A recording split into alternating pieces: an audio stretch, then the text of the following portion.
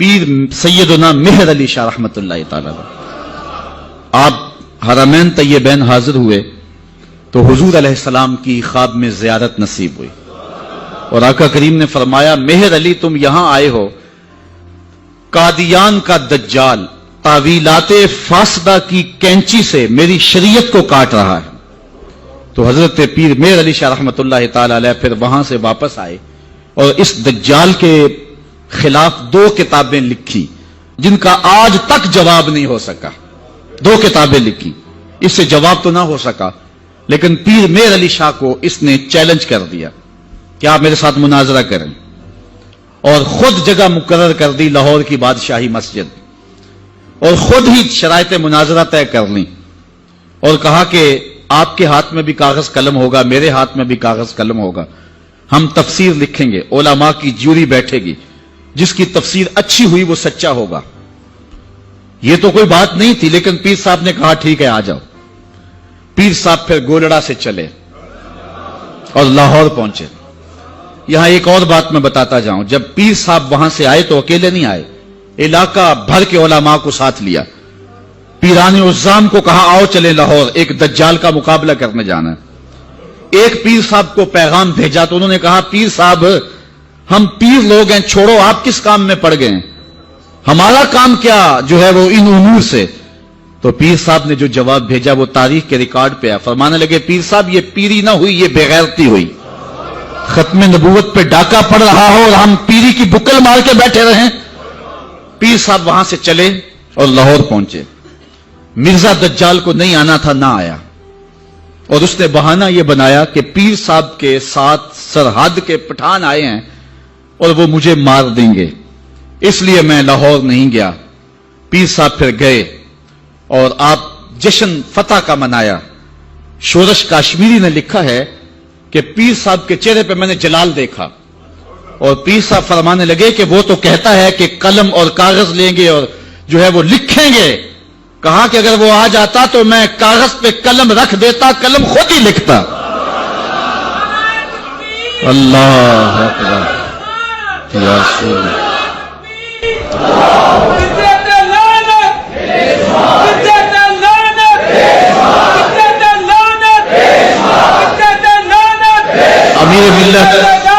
امیر ملت پیر سید جماعت علی شاہ رحمت اللہ تعالی علیہ، آپ نے فرمایا ان قریب ذلیل ہو کے مرے گا۔ پھر جہاں مرا آپ کو پتا ہے، گندگی میں لتھڑا ہوا تھا، تڑپتا ہوا مرا۔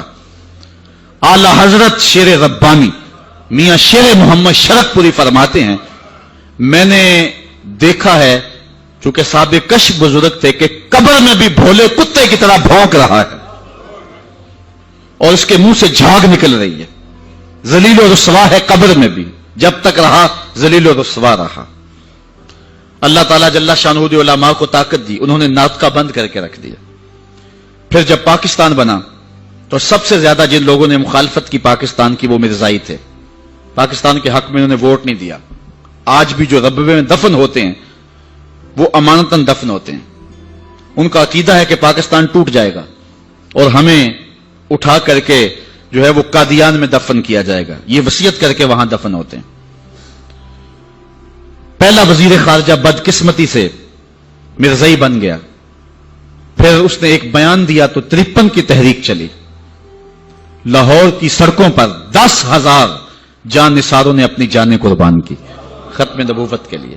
وہ لمحے ہم نہیں بھول سکتے ہیں، تاریخ سے آج بھی حرارت نکل رہی ہے کہ ایک خاتون اپنے بیٹے کو بیانے کے لیے لے جا رہی تھی، ارمانوں سے اس بیوہ نے اپنا بیٹا پالا تھا، آج سرے لگا کر کے اس کی بارات لے جا رہی تھی کہ جب مال روڈ پہ پہنچی تو تڑ تڑ گولیوں کی آواز آنے لگی۔ روک کے پوچھا کیا ماجرا ہے، کہا ختم نبوت پہ لوگ جانے وار رہے ہیں۔ اس نے بارات سے معذرت کی، بیٹے کے سر سے سرا اتارا اور کہا بیٹے میں دودھ معاف نہیں کروں گی اگر حضور کے نام پہ جان نہیں وار دے گی، تجھے میں شہادت کا دولہا بنانا چاہتی ہوں۔ اچھا جب وہ زخموں سے چور ہو کے گرا، دور ماں کھڑی منظر دیکھ رہی تھی، اس نے ماں کو پکار کے کہا امی بھاگ کے آ، دیکھ کہ میری پشت پہ کوئی گولی تو نہیں لگی، تیرے پتر نے ساری گولیاں سینے پہ کھائی ہیں۔ اور وہ گھڑیاں بھی ہم نہیں بھول سکتے جب نواب آف کالا باغ اس تحریک کو دبانے کے لیے کوشش کر رہا تھا، وقت کا گورنر وزیر خان کی تاریخی مسجد میں علامہ نیازی للکار رہے تھے، او نواب آف کالا باغ، تیری لمبی لمبی مونچھوں سے بغاوت ہو سکتی ہے، محمد عربی کی کالی کالی زلفوں سے بغاوت نہیں ہو سکتی ہے۔ پھر ایک ڈی ایس پی کے قتل پر علامہ نیازی ماخوذ ہوئے، جیل میں چلے گئے، سزائے موت ہو گئی۔ پیرزادہ اقبال احمد فاروقی نے لکھا ہے کہ ہم نو عمر تھے، علامہ نیازی سے ملنے گئے تو جس شخص کو سزائے موت ہوئی ہے اور حضور کے نام پہ ہوئی ہے، جب اچانک اس کے چہرے کو دیکھا تو ہمارے اوپر ایک وحشت طاری ہوگی، دہشت طاری ہوگی، ہم رونے لگے۔ نیازی صاحب نے جو قمیض پہنی تھی وہ جیلیوں والا لباس، چونکہ قادآور تھے تو پیٹ ننگا ہو رہا تھا، تو نیازی صاحب ہمارے قریب آئے تو ہمارے سر پہ شفقت کا ہاتھ رکھا اور ہمیں تسلی دینے لگے۔ اللہ ہوتا یہ ہے کہ جب کوئی جیل میں پہنچ جائے اور اسے سزا موت ہو جائے تو اس کا خون گھٹ جاتا ہے، لیکن تاریخ کا ریکارڈ ہے کہ علامہ نیازی کا خون بڑھ گیا تھا۔ جس دھج سے کوئی مقتل میں گیا وہ شان سلامت رہتی ہے، اس جان کی کچھ پرواہ ہی نہیں، یہ جان تو آنی جانی ہے۔ تو جب کہتے ہیں ہم لرز گئے تو نیازی صاحب نے ہمارے سر پہ ہاتھ رکھ کے مسکرا کے کہا، او بیٹو ان کا لباس مجھے پورا نہیں آتا، پھانسی کا پھندا کیسے پورا آئے گا؟ اور پھر زمانے نے دیکھا کہ باعزت اور باوقار علامہ نیازی جو ہیں وہ باہر تشریف لائے، سلسلہ چلتا رہا۔ جب بھٹو کا دور آیا 74 کے اندر نشتر کالج کے کچھ طلبہ مری جا رہے تھے، ربوے سے گزرے تو مرزائی غنڈوں نے ان کو جو ہے وہ سب و شتم کیا اور ذوب و زود کیا، ان کو مارا زخمی کر دیا۔ تو تحریک پھر دوسری بار جو ہے وہ مرزائیت کے خلاف اٹھ کھڑی ہوئی، جو کراچی سے خیبر تک پورے بانکپن کے ساتھ چلی۔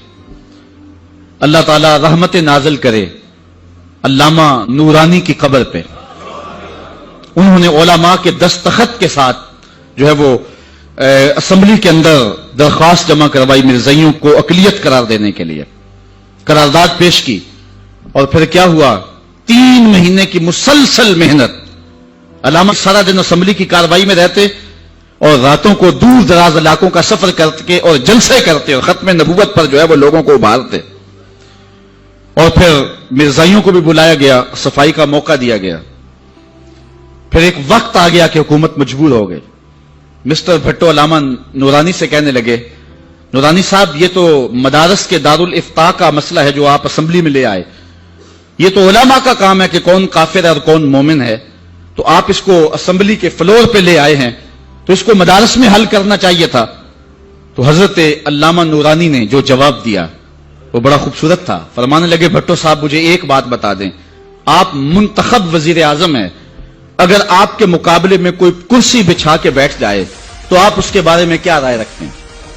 تو بھٹو کہنے لگا، یا وہ باغی ہے یا وہ پاگل ہے۔